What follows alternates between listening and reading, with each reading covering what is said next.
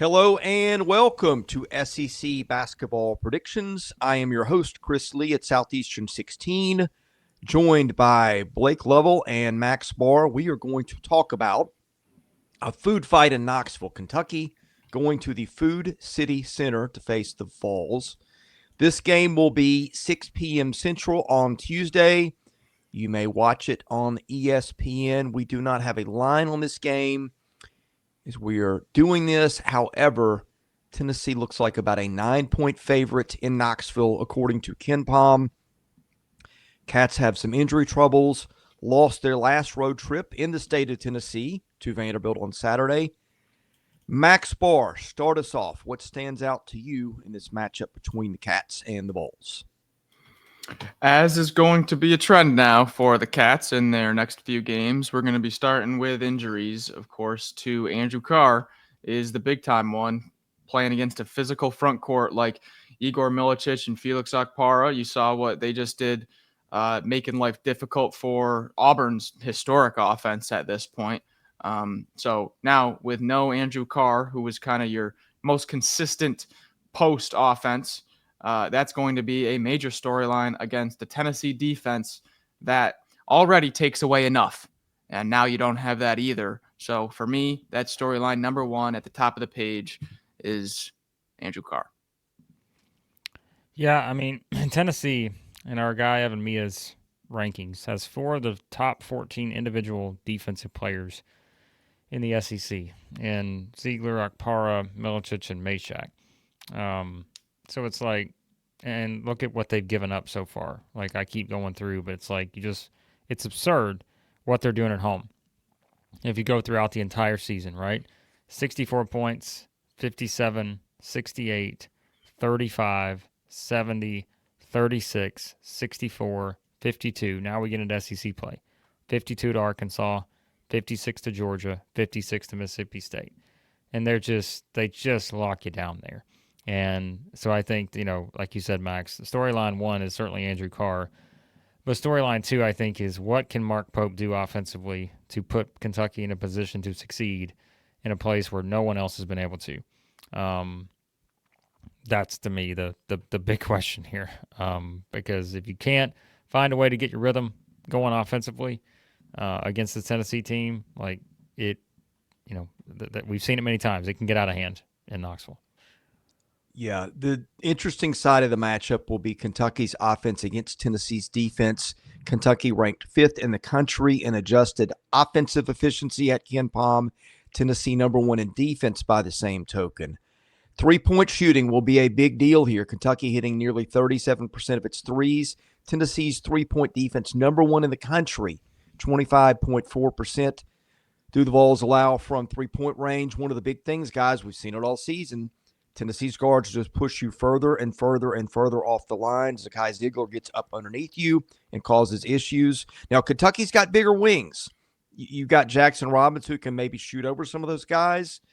Always capable of having some big offensive games. And, of course, Kobe Brea, who's been a little quiet relative to what he did earlier in the year. If Kentucky is going to go into Knoxville and pull the upset, those will be the things that I'm watching. Yeah, don't get me wrong. Kentucky still has the offense to be able to beat anyone on any night. That's just the type of team they've been this year. And pretty much every time, not every time, but pretty much every time, they've had a really big game, a game that's circled on the schedule. Maybe there's 2 games that week and they've got one that's huge. They've won a lot of those big games. So you can't just write them off because of injuries, even though they will play a major part. One other factor I'm looking at here is, Chris, you mentioned the 3-point line is going to be a big storyline. Kentucky defensively guarding the 3-point line. In their SEC games, they've played, I would say, probably 5 offenses that are good. Georgia's offense isn't that good. A&M ranks well, but I would say 4 of those offenses are really good perimeter offenses: Florida, Mississippi State, Alabama, and Vanderbilt.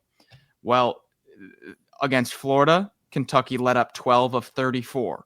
Against Mississippi State, 12 of 40. Against Alabama, 13 of 34. Vandy, 12 of 33. When they've played a team that can shoot from outside, and that's a part of their offense, it's a part of what they do, they've let up at least 12 against these good SEC shooting teams. So I'm not saying Tennessee's going to get there, but that's been a major hole. 12 threes against 5 good shooting teams. Got to be better than that. Yeah, I mean, I think too, it's like the thing with Kentucky defensively and what can help you in a game like this is to force a few turnovers. Get an easy transition basket. What was the theme we brought up on Saturdays? We're watching Auburn and Tennessee. We're like, there are no easy baskets in this game at all. Tennessee plays a game where they just don't give you anything easy. And it's like defensively, Auburn wasn't giving them anything easy either. Kentucky tends to give teams easy opportunities, and they just don't force many turnovers. And I think that's where, again, if you can find a way to go against the numbers, which tells us that Kentucky has forced the fewest turnovers of anybody in the SEC in conference play so far, and get a couple of those transition opportunities where maybe somebody's sliding out for a three, knock down a couple of those, get a little run going. That's the thing, right? It's like how many teams have just had those huge runs against Tennessee outside of the Florida game this season?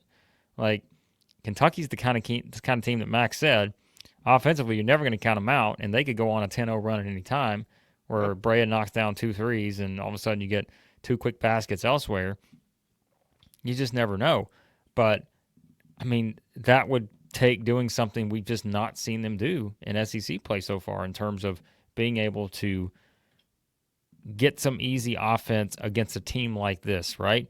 We talked about, like, even a game like against Georgia. Georgia's a good defensive team, not a great offensive team, but Georgia gave Kentucky fits because it was a physical type game. And I know everyone was talking about the free throws and all that, but it's like, spoiler alert, it's going to be the same thing here. Like, it's going to be the same kind of thing where Tennessee's going to be bumping you, and Kentucky's got to embrace that physicality. And I think that's also been something they've not done the best with in SEC play so far. If Kentucky is going to pull an upset, I think it's going to require Kentucky playing a faster tempo game. Tennessee does an excellent job of controlling the tempo, but what are your general thoughts on that, Max? In what way? Well, can Kentucky get out and control the tempo? Is that going to be very possible? Like, you'd like to see this if you're Kentucky, a 75, 76, 77 possession type game, even more maybe. I'm just wondering, is Kentucky going to be able to do that against Tennessee? I mean, there's always a chance, but I mean, Tennessee's only played 2 games all year over 70 possessions. And the only reasons those were over 70 possessions was because they were beating Austin Peay by 100,000 and they're beating Western Carolina by 100,000,000. So every high major game, it hasn't touched 70 possessions. I would imagine you look at their possessions at home in conference play, 65 against Arkansas, 65 against Georgia, 61 against Mississippi State. I don't see it touching 70. Well, it goes back to what I said a minute ago. Kentucky's got to they got to somehow turn some defense into some offense here to get a couple of those just high tempo possessions. Like, they've got to, because like Max said, the numbers tell you that even a team like Kentucky is going to struggle to make this their kind of game. And if you play Tennessee's game, Tennessee's just better at it. It's just that they just are. And so, yeah, it's better than everyone at it. Here. Yeah, they're better than everyone. Like, so you can't let them dictate the way they want to play, because if you do, especially in Knoxville, it's not a recipe for success. Are we ready for picks?